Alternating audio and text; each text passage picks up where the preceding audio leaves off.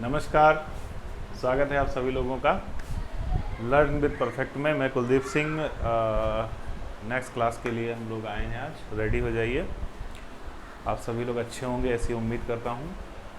आज हम लोग वाइगोट्स्की के बारे में चर्चा करेंगे, क्योंकि इससे प्रीवियस जो लेक्चर हमने लिया था उसमें हमने आपको बताया था कि वाइगोट्स्की सामाजिक रचनावाद के जनक माने जाते हैं। इन्होंने सामाजिक रचनावाद की नींव रखी है।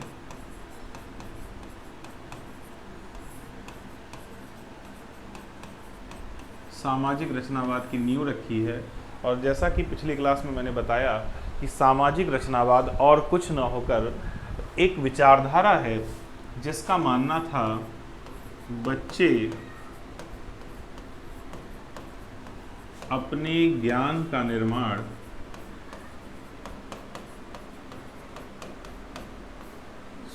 स्वयं कर सकते हैं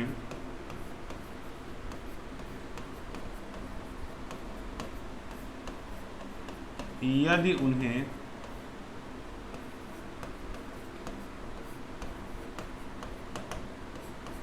अंतःक्रिया करने का अवसर दिया जाए। अंतःक्रिया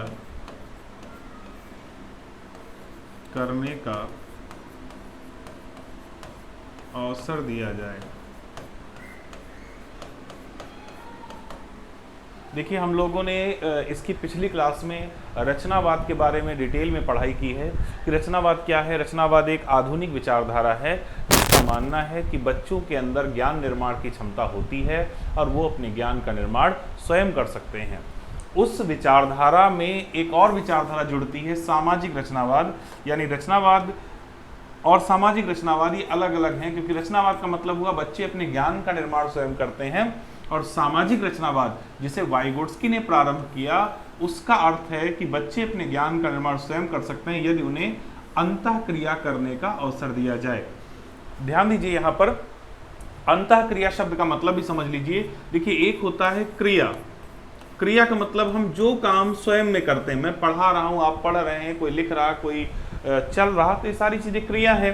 लेकिन यदि किसी से प्रभावित होकर हम कोई क्रिया करें, कि मेरे कहने पर आप लिखें, आपके कहने पर हम उत्तर दें, तो क्या बन जाती है?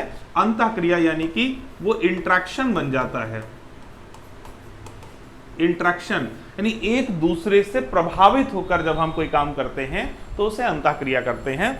और यहां पर सामाजिक रचनावादी प्रोफेसर वाइगोट्स्की ने यह कहा, ये सोवियत रूस के मनोवैज्ञानिक थे। सोवियत रूस के मनोवैज्ञानिक थे, बड़े महत्वपूर्ण मनोवैज्ञानिक हैं। यहाँ से सवाल आता जरूर परीक्षाओं में है, बड़ा ध्यान से इसको पढ़िएगा। अगर आप पहले पढ़ चुके तो रिवीजन के तौर पर, और पहली बार पढ़ रहे हैं तो बहुत ध्यान से आपको पढ़ने की जरूरत है, क्योंकि अभी तक जो लेक्चर हम लोगों ने पढ़े बड़े इजी थे, आसानी समझ में आ जाते थे। असली एक्सरसाइज माइंड का आपका अभी यहाँ से शुरू होता है। तो सामाजिक रचनावाद की नींव रखी वाइगोट्स्की ने, और वाइगोट्स्की का मानना था कि बच्चे अपने ज्ञान का निर्माण स्वयं कर सकते हैं यदि उन्हें अंतःक्रिया करने का अवसर दिया जाए। तो अंतःक्रिया कैसे होगी? अब अंतःक्रिया का मतलब मैंने बताया कि जब दो लोग एक दूसरे से प्रभावित करते हैं, तो अब कैसे कर सकते हैं अंतःक्रिया? तो कुछ एग्जाम्पल इसके तौर पर, जैसे खेल। अब खेल में क्या होता है कि हम दूसरों के साथ खेलते हैं, दूसरों के साथ बातचीत करते हैं। खेल हो गया, बातचीत हो गया, संवाद हो गया, चर्चा हुआ,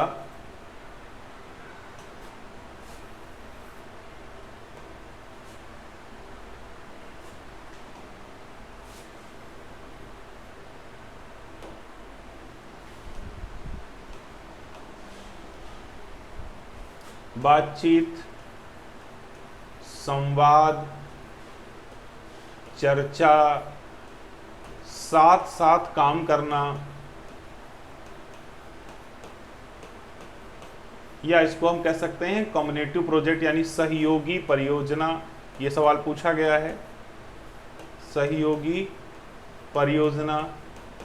तो कहने का मतलब ये सारे वो तरीके हैं जो बच्चों को अंतःक्रिया करने का अवसर देते हैं, बच्चों को दूसरे से जुड़ने का अवसर देते हैं। और अगर आप यहाँ पढ़ेंगे तो वही बात यहाँ पर भी लिखी है कि बच्चे अपने ज्ञान का निर्माण स्वयं कर सकते हैं, बच्चे अपने ज्ञान को स्वयं निर्मित कर सकते हैं यदि उन्हें अंतःक्रिया यानी खेल, बातचीत, संवाद, चर्चा, परिचर्चा, सहयोगी प्रोजेक्ट आदि में उनको अवसर दिया जाए, उन्हें ये सब करने को दिया जाए। तो सीधा सीधा सवाल अगर आपसे बनता है कि अगर आप वाइगोट्स्की के सिद्धांत में, सीटेट का सवाल है कि अगर आप वाइगोट्स्की के सिद्धांत में विश्वास करते हैं तो बच्चों में किस प्रकार की गतिविधियों को महत्व देंगे, तो ऐसी कोई भी गतिविधि को हम महत्व देंगे जिसमें बच्चा एक दूसरे से जुड़ता है, वातावरण के साथ जुड़ता है, वातावरण में लोगों के साथ जुड़ता है, जैसे कि खेल, बातचीत, संवाद, परिचर्चा आदि, इनके द्वारा बच्चा दूसरों के साथ जुड़ जाता है। इसलिए ऐसी गतिविधियों को हम महत्व देंगे अगर हम वाइगोट्स्की के सिद्धांत में बिलीव करते हैं एज ए टीचर। तो ये तो मोटे तौर पर वाइगोट्स्की की विचारधारा हो गई कि बच्चे अपने ज्ञान का निर्माण कर सकते हैं, उन्हें मौका दिया जाए, उन्हें दूसरों के साथ जोड़ा जाए। लेकिन वाइगोट्स्की का सिद्धांत अगर हमें पढ़ना है तो उससे पहले हमें कुछ शब्दों के बारे में थोड़ा सा ध्यान देना होगा। अगर ये शब्द हमारी समझ में आ गए तो वाइगोट्स्की का सिद्धांत काफी आसान लगेगा हम लोगों को, और अधिकतर सवाल इन्हीं शब्दों से आते हैं। तो ऐसे 4 शब्द हैं जो हमें समझने हैं। वो 4 शब्द कौन कौन से हैं? तो पहला शब्द है स्कैफोल्डिंग। बहुत बार ये परीक्षाओं में पूछा गया है। स्कैफोल्डिंग, इसको पाड़, मचान, सहारा देना,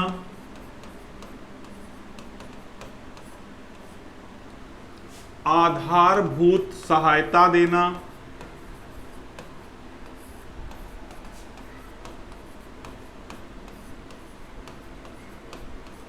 आदि नामों से जाना जाता है। यानी हिंदी में आपके कुछ भी लिखकर आ सकता है, बट इंग्लिश में इसके लिए एक ही शब्द होता है, स्कैफोल्डिंग। तो एक तो हमें स्कैफोल्डिंग शब्द का मतलब जानना है। दूसरा शब्द जो इन्होंने खूब यूज किया है अपने सिद्धांत में वो है, हम लोग इस पे चर्चा थोड़ी सी कर चुके हैं, प्राइवेट स्पीच। प्राइवेट स्पीच को क्या कहते हैं?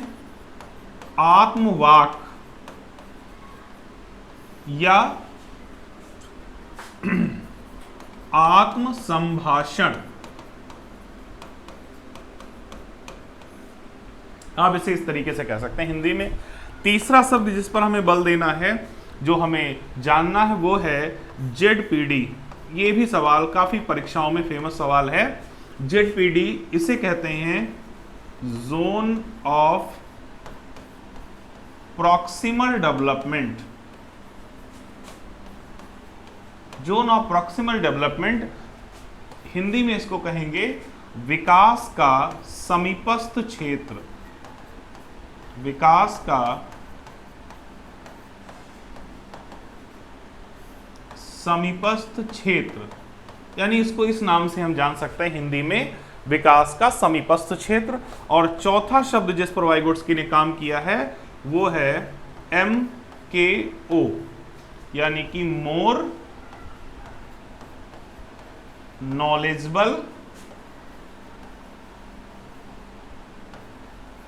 अदर्स। मोर नॉलेजेबल अदर्स, ठीक है। अति ज्ञानी अन्य, अति ज्ञानी अन्य। तो ये 4 ऐसे शब्द हैं, अगर इनका मतलब हम समझ लें तो वाइगोट्स्की का सिद्धांत हमारे लिए बहुत आसान हो जाएगा। हम आसानी से वाइगोट्स्की के सवालों के उत्तर दे देंगे जो भी परीक्षाओं में पूछे जाएंगे।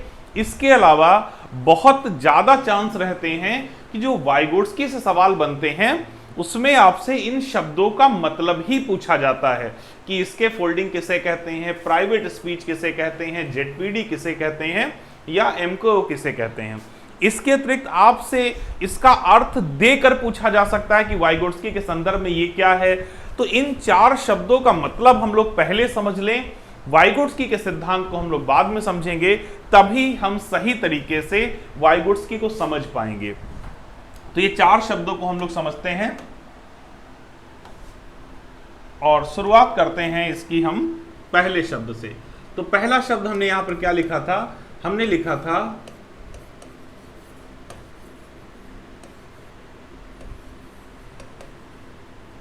स्कैफोल्डिंग, यानी कि हिंदी में इसको बोलते हैं आधारभूत सहारा।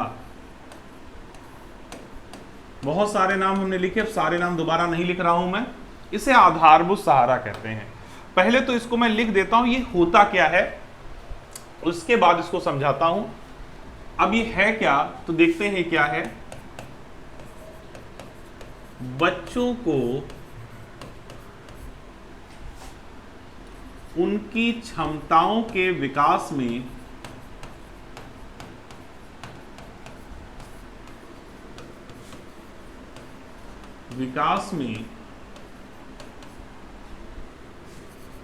वयस्कों की जगह हम समाज भी लिख सकते हैं, समाज द्वारा अप्रत्यक्ष रूप से प्रदान की गई सहायता। बच्चों को उनकी क्षमताओं के विकास में वयस्कों द्वारा अप्रत्यक्ष रूप से प्रदान की गई सहायता ही क्या कहलाती है, इसकी फोल्डिंग कहलाती है।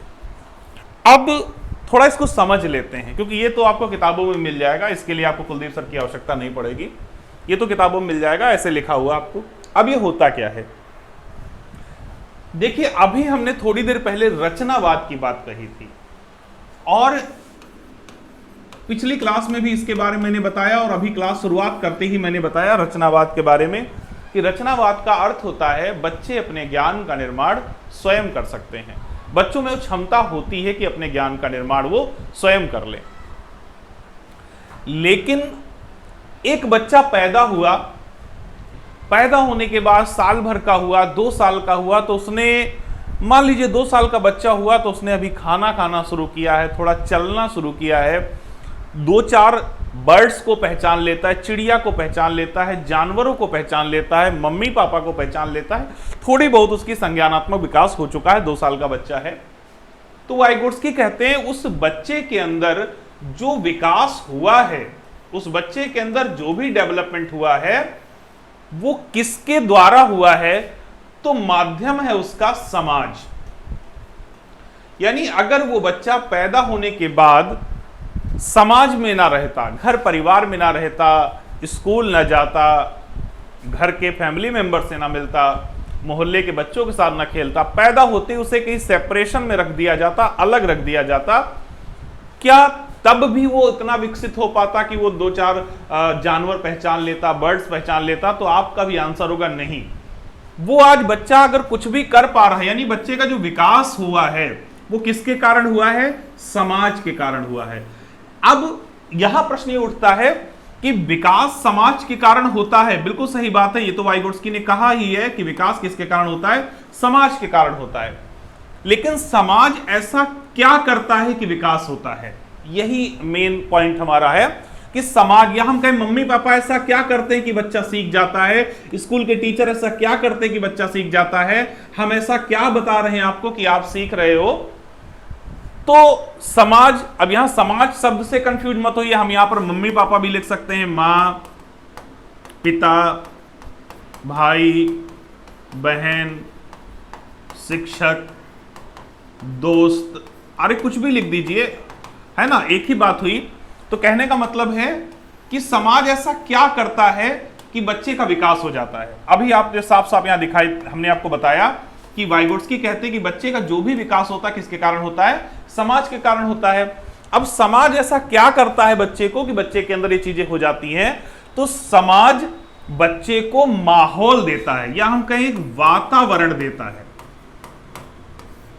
जैसे घर में जब सब लोग बोलते हैं, सब लोग खाते पीते हैं, सब लोग टीवी देखते हैं, सब लोग एक दूसरे से कन्वर्सेशन करते हैं, तो वहां से बच्चा अपनी क्षमताओं द्वारा वो चीजें ग्रहण करता है।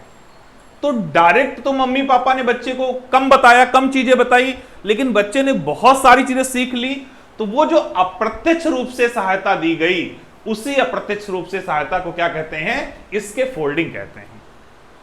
कुछ लोगों की बात समझ में आ गई होगी, कुछ लोग अभी थोड़ा सा कंफ्यूज होंगे। फिर एक बात समझिए कि भाई बच्चा पहली बार विद्यालय आया और टीचर ने उसे पढ़ाया, ABCDE ऐसे पढ़ाया।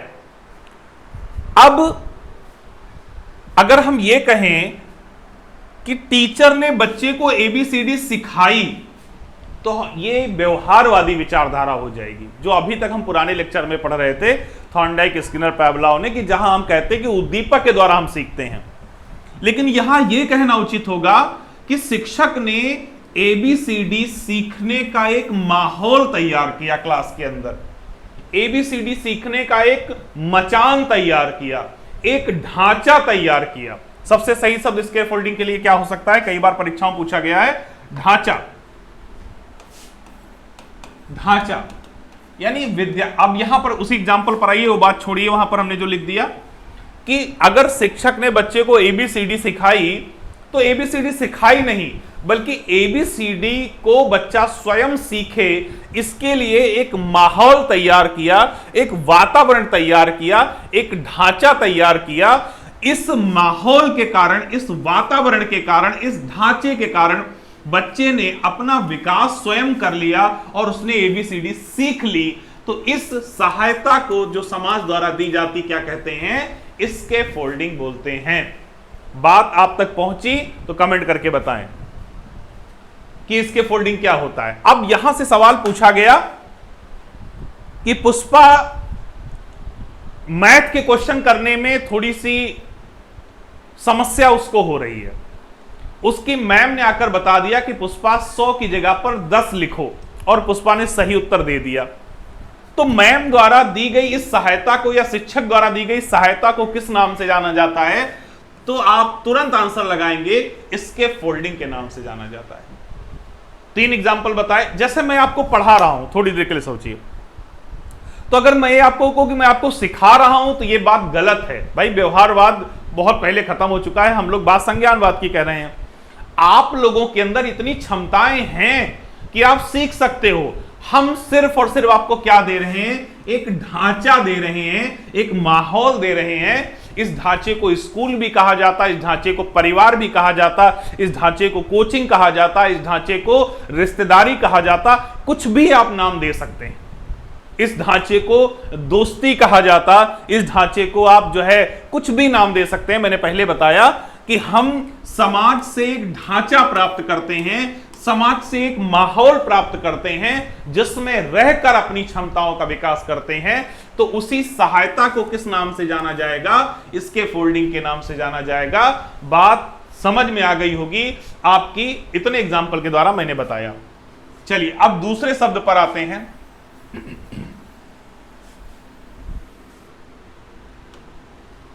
दूसरा शब्द हमने यहां पर क्या लिखा था, आपको पता है? दूसरा शब्द मैंने यहां पे लिखा था प्राइवेट स्पीच।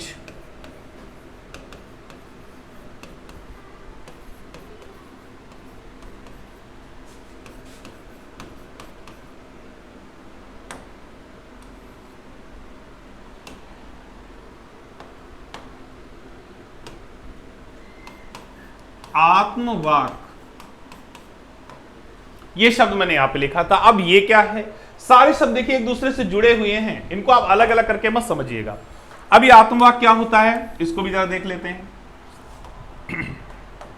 अभी हमने आपको बताया कि बच्चा है, उसका जो भी विकास होता है, जो भी विकास होता है वो किसके द्वारा होता है, समाज के द्वारा। तो बच्चे का विकास समाज के द्वारा हो रहा है, लेकिन समाज से बच्चा अपना विकास स्वयं करता है, और समाज जो माहौल देता है उस माहौल को हम क्या कहते हैं, स्कैफोल्डिंग। लेकिन ये माहौल बनता कैसे है, ये माहौल बनता कैसे है? तो अगर आप वाइगोट्स्की के सिद्धांत के बारे में, इससे पहले की क्लास में हमने बताया था कि वाइगोट्स्की ने सबसे ज्यादा महत्व अगर किसी बात पर दिया है तो भाषा पर दिया है। अगर ये बच्चा जिसका विकास हुआ है, इसके पास भाषा ना होती तो भाई ये समाज से जुड़ ही ना पाता। भाषा थी तभी ये समाज से जुड़ा, और जब समाज से जुड़ा तभी समाज ने इसको एक माहौल दिया, एक ढांचा दिया, एक वातावरण दिया, जिसमें इस बच्चे ने अपना विकास कर लिया। तो सबसे महत्वपूर्ण चीज क्या हो गई, भाषा। किसकी भाषा, बच्चे की भाषा। तो ये जो बच्चे की भाषा है, जब तक ये सामाजिक नहीं होती, यानी बच्चा छोटा है, अब वो गुड़िया के साथ खेलता है तो कहता है गुड़िया तुम सो जाओ, तुमने दवाई खा ली है, अब हमें चलना चाहिए, अब रात हो गई, यानी वो अपने आप से बात कर रहा है। और क्यों बात कर रहा है अपने आप से? क्योंकि इसके पिछली क्लास में मैंने बताया था कि भाषा चिंतन का निर्माण करती है।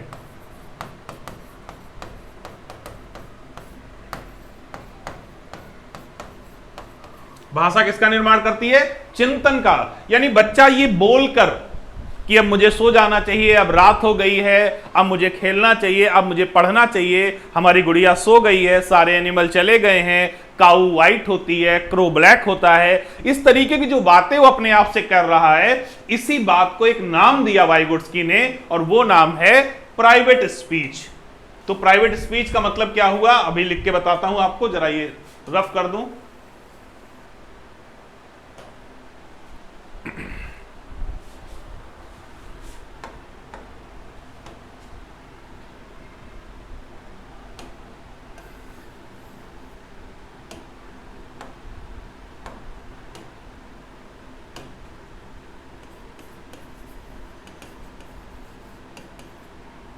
हाँ, ये क्या होता है, चलिए इसको लिखते हैं। बच्चों द्वारा प्रयुक्त भाषा जिससे वे अपने चिंतन का निर्माण करते हैं,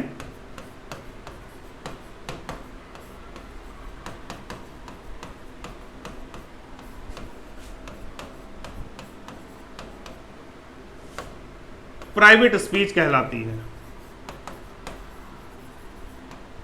प्राइवेट स्पीच है यानी बच्चों द्वारा प्रयुक्त भाषा जिससे वे अपने चिंतन का निर्माण करते हैं, उसे हम क्या कहते हैं? Private speech. क्योंकि वो बच्चा जब बड़ा हो जाएगा, उसे सारी चीजें समझ आ जाएगी, तब तो वो सामाजिक भाषा बोलने लगेगा, लेकिन पहले वो अपने चिंतन को व्यवस्थित कर रहा है। अब यहां से सवाल पूछा गया अभी सीटेट में कि कोई लड़की लीना है, वो अपनी ड्राइंग की कॉपी में देखकर कहती नीला टुकड़ा कहां लगेगा, अच्छा यहां लगेगा, सर्किल यहां है, यानी वो अपने आप से बात कर रही है। तो आपसे सीधा सीधा पूछा जाएगा, छोटे बच्चे खेलते समय, छोटे बच्चे पढ़ते समय, छोटे बच्चे कोई काम करते समय बोलते हैं, इस भाषा को वाइगोट्स्की ने क्या कहा? तो आप सीधा सा आंसर आपके सामने है, इसे प्राइवेट स्पीच कहते हैं। ये उनकी आत्मवाक होती है। जब जीन पियाजे पढ़ेंगे तो यही कॉन्सेप्ट बदल जाएगा और इसे जीन पियाजे ईगो सेंट्रिज्म लैंग्वेज कहेंगे। तो यानी प्राइवेट स्पीच और कुछ ना होकर क्या होता है? बच्चों द्वारा प्रयुक्त भाषा जिससे वे अपने चिंतन का निर्माण करते हैं, क्या कहलाती है? इसे हम कहते हैं प्राइवेट स्पीच।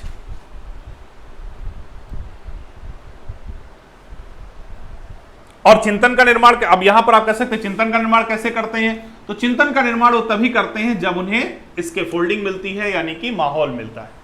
तीसरा शब्द हमारे सामने क्या था जिस पर हमें चर्चा करनी थी? तो तीसरा शब्द था ZPD। ये बहुत इंपॉर्टेंट, काफी पूछा गया है।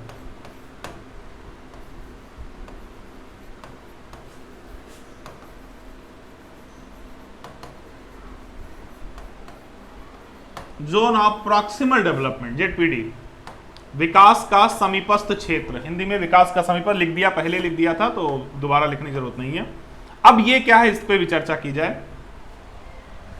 इसको समझ लेंगे तो वाइगोट्स्की का सिद्धांत काफी हद तक हमारी समझ में आ जाएगा।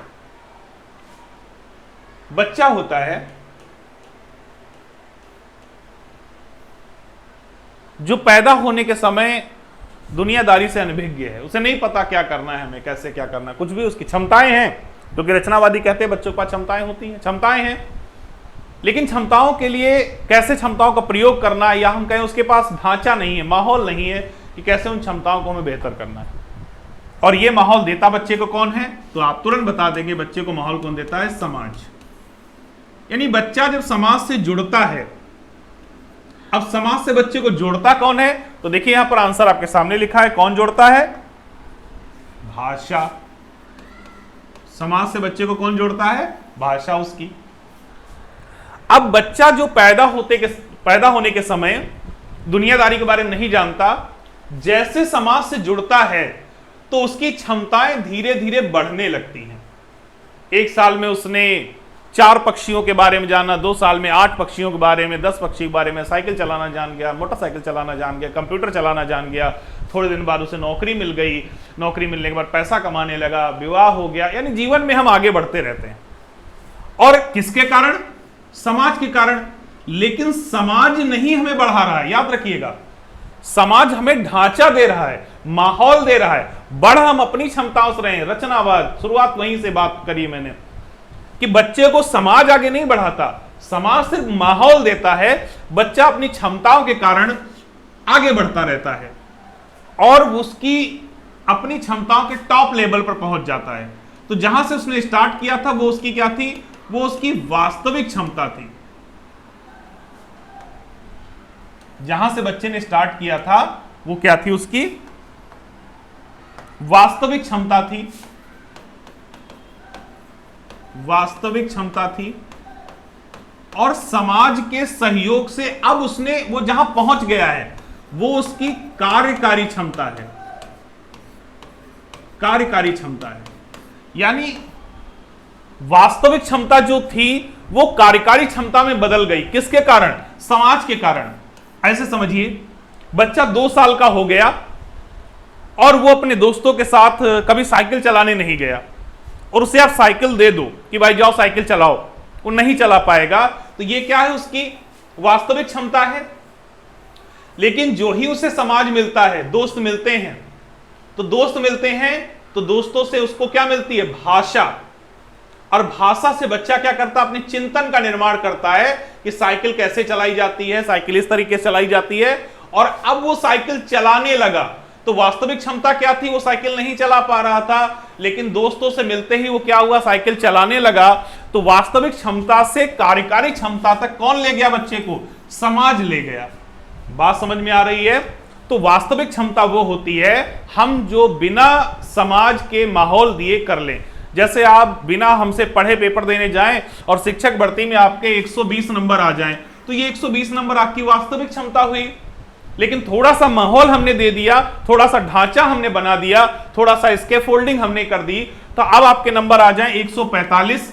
तो ये जो 15 नंबर आए किसके कारण आए? तो आप कहेंगे माहौल के कारण आए, आप कहेंगे ढांचा के कारण आए, आप कहेंगे वातावरण के कारण आए। तो ये जो 15 नंबर का गैप यहां आपको दिख रहा है, 15 नंबर का गैप आपको दिखा, 120 आप ला सकते थे और 125 नंबर का गैप हो गया, सॉरी 145 आप ले आए। साइकिल बच्चा नहीं चला पाता था, दोस्तों से मिलते ही साइकिल चलाने लगा, लिखना नहीं जानता था, स्कूल जाते ही लिखने लगा।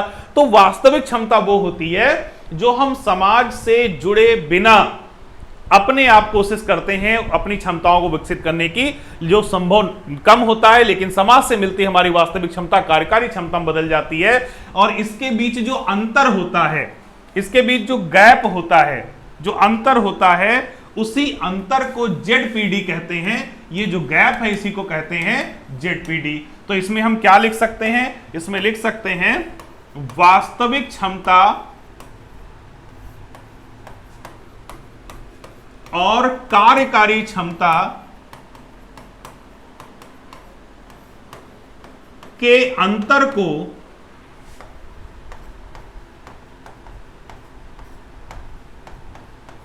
जेडपीडी कहते हैं।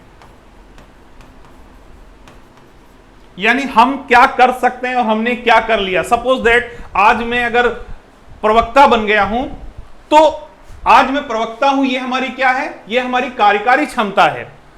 किसके कारण मैं प्रवक्ता बना? तो समाज के कारण, क्योंकि समाज ने हमें माहौल दिया, स्कूल ने हमें माहौल दिया, कॉलेज ने हमें माहौल दिया, कोचिंग ने हमें माहौल दिया, शिक्षकों ने हमें माहौल दिया, पेरेंट्स ने हमें माहौल दिया, आपने हमें माहौल दिया। तो इसके कारण हमारी कार्यकारी क्षमता ये हो गई कि हम प्रवक्ता बन गए। लेकिन क्या आप लोग शिक्षक, किताब और बाकी लोगों के सहयोग के बिना हम प्रवक्ता बन सकते थे? तो आंसर होगा नहीं। तो यानी हमारी वास्तविक क्षमता जो होती है वो समाज के सहयोग के कारण ही कार्यकारी क्षमता में बदल जाती है। और इसके बीच जो अंतर होता है उसी अंतर को क्या कहा जाता है? जेडपीडी कहा जाता है। जोन ऑफ प्रॉक्सिमल डेवलपमेंट, विकास का समीपस्थ क्षेत्र कहते हैं। इसका मतलब यह हुआ कि विकास की माप करने का तरीका जेडपीडी है, विकास को मापने का तरीका जेडपीडी है, जो वाइगोट्स्की ने बताया कि हमारी वास्तविक क्षमता कार्यकारी क्षमता में तभी बदलती है जब हमें समाज मिलता है। और समाज हेल्प करता है हमारी, और इस गैप को हम जेडपीडी कहते हैं। तो यहां पर आपके सामने लिखा है वास्तविक क्षमता और कार्यकारी क्षमता के अंतर को जेडपीडी कहते हैं। ZPD is equal to natural ability, sorry performance ability minus natural ability, यानी कि कार्यकारी क्षमता से वास्तविक क्षमता घटा दी जाए तो हमारे पास जेडपीडी रहता। हम क्या कर सकते थे, हमने क्या कर लिया, समाज के कारण ये गैप कहलाता है जेडपीडी। यानी बच्चा अकेले, आपने कहा कि एक मंकी का चित्र बनाओ, अब बच्चा मंकी का चित्र बनाया और हमारी तरह उसने उल्टा सीधा एक मंकी का चित्र बना दिया, जैसे मेरी ड्राइंग बहुत गड़बड़ है। लेकिन जब उसको दोस्तों के बीच बैठकर वो मंकी का चित्र बनाने लगा तो उसने इधर भी देखा उधर भी देखा, बातचीत की, किसी ने कहा मंकी की आंखें गोल होती, किसी ने कहा मंकी का ये होता वो होता, और उसने सुन सुनकर एक चिंतन बनाया कि भाई हाँ मंकी इस तरीके से बनता, और उसने मंकी का चित्र बना दिया। तो वो गंदा सा मंकी बना सकता था लेकिन उसने अच्छा सा मंकी का चित्र बना दिया। इस गैप को जेडपीडी कहते हैं। आई होप बहुत अच्छे से बात समझ में आ गई होगी। तो ये 3 शब्द क्लियर हो गए आपके सामने। चौथा शब्द बहुत इजी है, ये तकनीकी चीजें चलाने में थोड़ा मुश्किल होती है।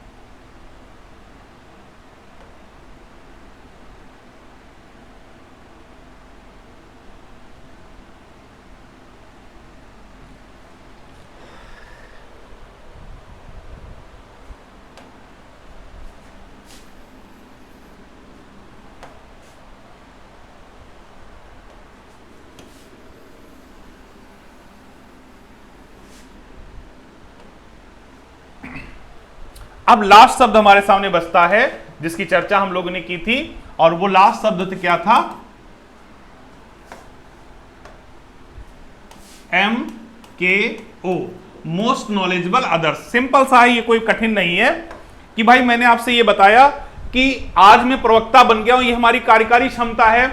वास्तविक क्षमता इतनी नहीं थी, किसके कारण मैं बना, समाज के कारण। और समाज के जिन व्यक्तियों ने हमारी हेल्प की वो व्यक्ति क्या कहलाते हैं, MKO, यानी कि समाज के वे लोग जो इसके फोल्डिंग करते हैं,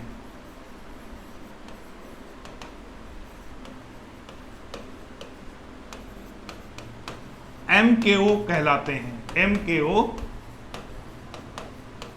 कहलाते हैं। जैसे कि टीचर हो गए, पेरेंट्स हो गए, ये सारे क्या हैं, MKO, मोर नॉलेजेबल, हमसे ज्यादा नॉलेजेबल हैं, ऐसा मानना वाइगोट्स्की का था कि बच्चे से ज्यादा वयस्क, आप इसको ऐसे कह सकते हैं कि बच्चों से ज्यादा बड़े नॉलेजेबल होते हैं, ऐसा मानना था वाइगोट्स्की का। इसलिए बच्चों को वयस्कों के साथ जब इंटरेक्शन कर दिया था तो उनकी क्षमताएं अपने आप विकसित होने लगती हैं। तो ये 4 शब्द अगर आपने अच्छे समझ लिए तो मान के चलिए 80% वाइगोट्स्की आपकी समझ में आ गया। अब जो चीजें बची उसको वाइगोट्स्की के सिद्धांत में हम लोग समझते हैं। तो इतनी बातें क्लियर हैं, फिर से एक बार देख लीजिए। इसके फोल्डिंग का मतलब एक माहौल, एक ढांचा, प्राइवेट स्पीच, उस ढांचे द्वारा अपने चिंतन को विकसित करने के लिए बच्चों द्वारा प्रयोग की गई भाषा। जेडपीडी वो अंतर जो हम कर सकते थे और जो हमने कर लिया, और सारे लोग जिन्होंने हमारी सहायता की वो क्या है, MKO है। अब आते हैं वाइगोट्स्की के सिद्धांत पर कि आखिरकार वाइगोट्स्की क्या कहना चाहते थे।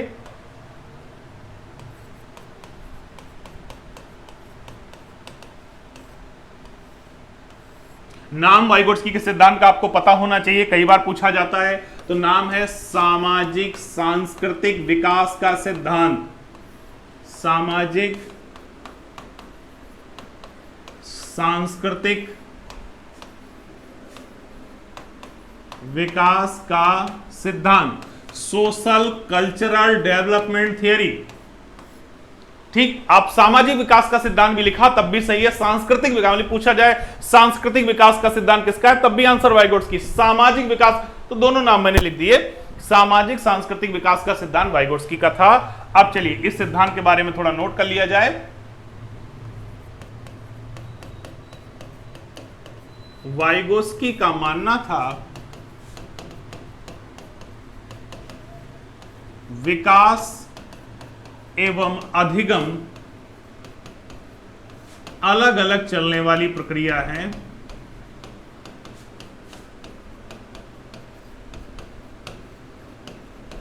अलग अलग चलने वाली प्रक्रिया है। विकास के लिए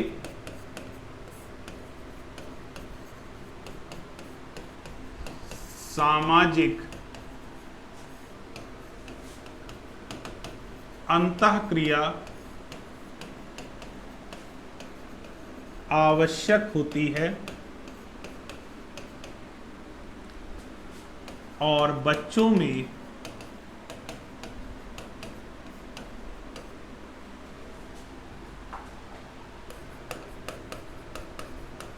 सामाजिक अंतःक्रिया करने का गुण पाया जाता है।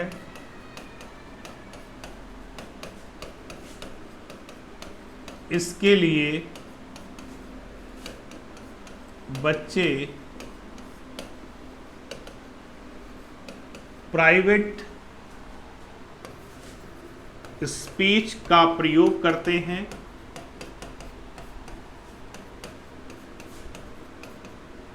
जिससे उनमें चिंतन का निर्माण होता है, चिंतन का निर्माण होता है।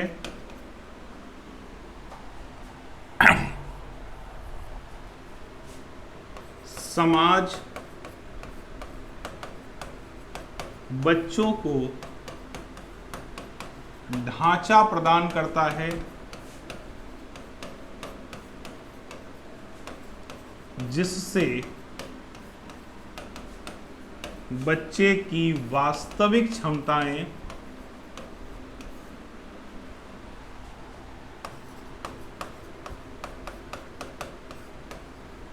कार्यकारी क्षमताओं में परिवर्तित हो जाती हैं।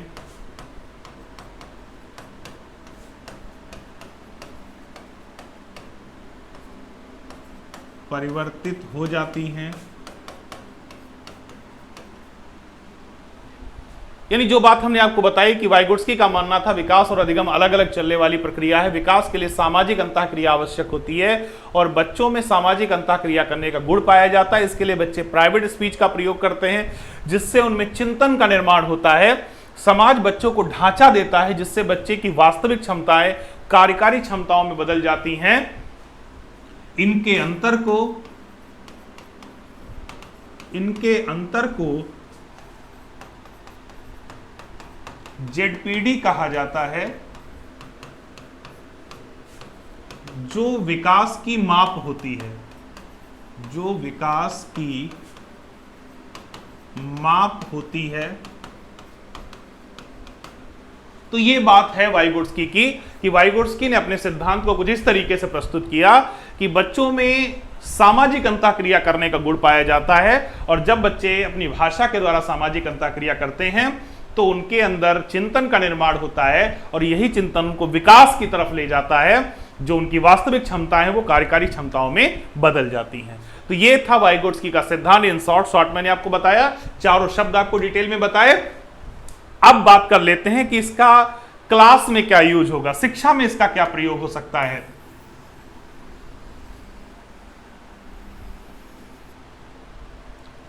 कई बार यहां से भी क्वेश्चन बनता है कि कक्षा या शिक्षा में प्रयोग। तो शिक्षा में प्रयोग की बात कही जाए तो सबसे पहले क्या बात है, सबसे पहले शिक्षकों को चाहिए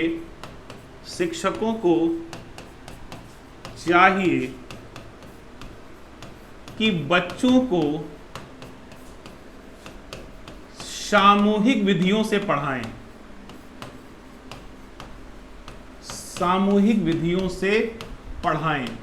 भाई यहां से भी सवाल बना है कि यदि आप वाइगोट्स्की के सिद्धांत में विश्वास करते हैं तो बच्चों को किस प्रकार पढ़ाएंगे, तो आप तुरंत कहेंगे हम सामूहिक विधियों से पढ़ाएंगे।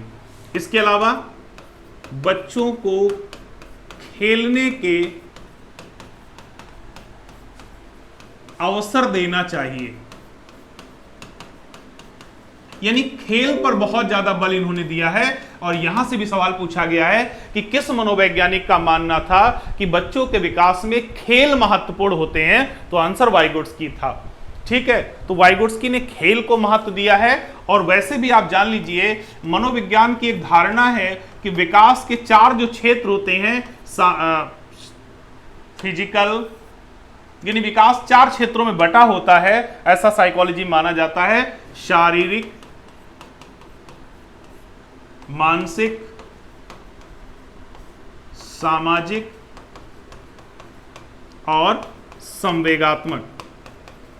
और अगर हम चाहते हैं कि किसी बच्चे का शरीर भी अच्छा हो, माइंड भी अच्छा हो, वो सामाजिक रूप से भी अच्छा हो और संवेगात्मक रूप से अच्छा हो, या हम कहें कि अगर हम ये लगता है कि किसी बच्चे का बहुमुखी विकास हो, उस बच्चे के अंदर कोई कमी ना हो, हमारा बच्चा बिल्कुल ऑलराउंडर हो, बिल्कुल फर्स्ट क्लास हर चीज में हो, तो एकमात्र तरीका बताया है मनोविज्ञान ने, और वो है खेल। यानी बच्चों को खेलने के जितने ज्यादा अवसर दिए जाएंगे, बच्चे का उतना ज्यादा विकास होगा।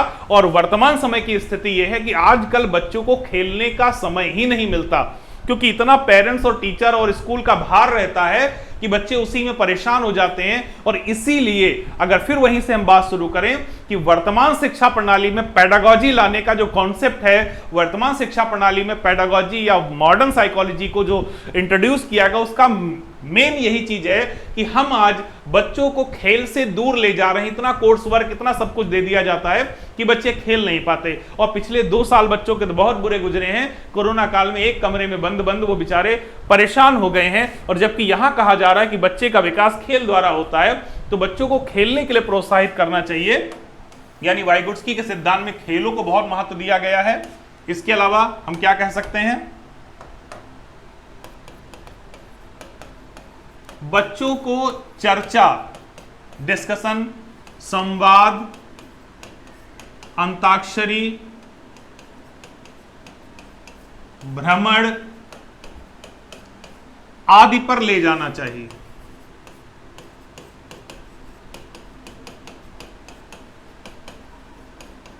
यानी ये चीजें भी बहुत बेहतर होती हैं, क्योंकि कहीं ना कहीं ये भी बच्चे को समाज देती हैं, एक माहौल देती हैं जहां बच्चा अपना विकास कर लेता है।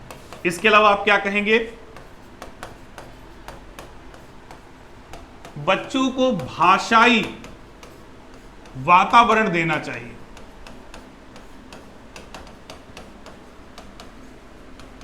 यानी ऐसा वातावरण जहां बच्चे को भाषा मिले। भाषा के बारे में अगली चर्चा हम नेक्स्ट क्लास में करेंगे, तो आपको बेहतर तरीके से बताएंगे जब चॉम्स्की आपको पढ़ाएंगे, क्योंकि वाइगोट्स्की के तुरंत बाद जब चॉम्स्की पढ़ते हैं तब तो बेहतर समझ में आता है। तो ये जो भाषाई वातावरण की यहां बात लिखी, कैसे देंगे ये नेक्स्ट क्लास में हम आपको बताएंगे। यानी बच्चों को भाषाई वातावरण देना चाहिए। इसके अलावा आप क्या कह सकते हैं, बच्चों के सामाजिक पृष्ठभूमि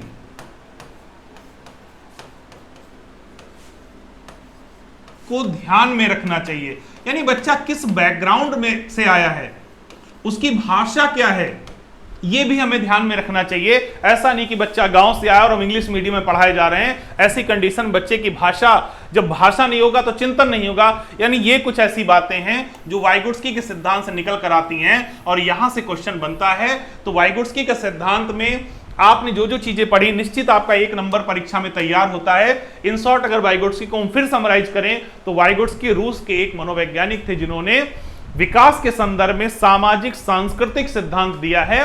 वाइगोट्स्की मानते हैं कि बच्चों के अंदर सामाजिक अंतःक्रिया करने की क्षमता होती है, इसीलिए बच्चे एक भाषा का प्रयोग करते हैं, क्योंकि भाषा ही चिंतन का निर्माण करती है और भाषा से चिंतन निर्मित होता है। और इस भाषा को प्राइवेट स्पीच कहते हैं, जो छोटे बच्चे प्रयोग में लाते हैं।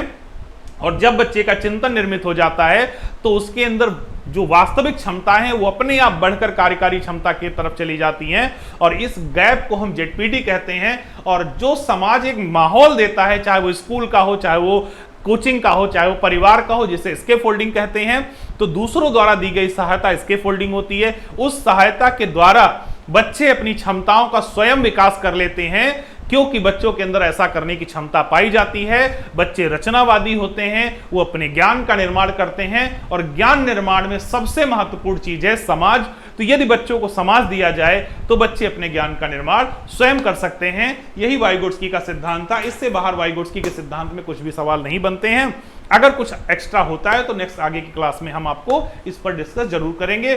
तो वाइगोट्स्की की क्लास यहीं तक। नेक्स्ट क्लास जब हम पढ़ेंगे तो वो चॉम्स्की की होगी, वो भी बहुत महत्वपूर्ण होगी। और हम आपको बता दें कि जो भाषा की पेडागॉजी होती है वो चॉम्स्की से ही कंप्लीट हो पाएगी।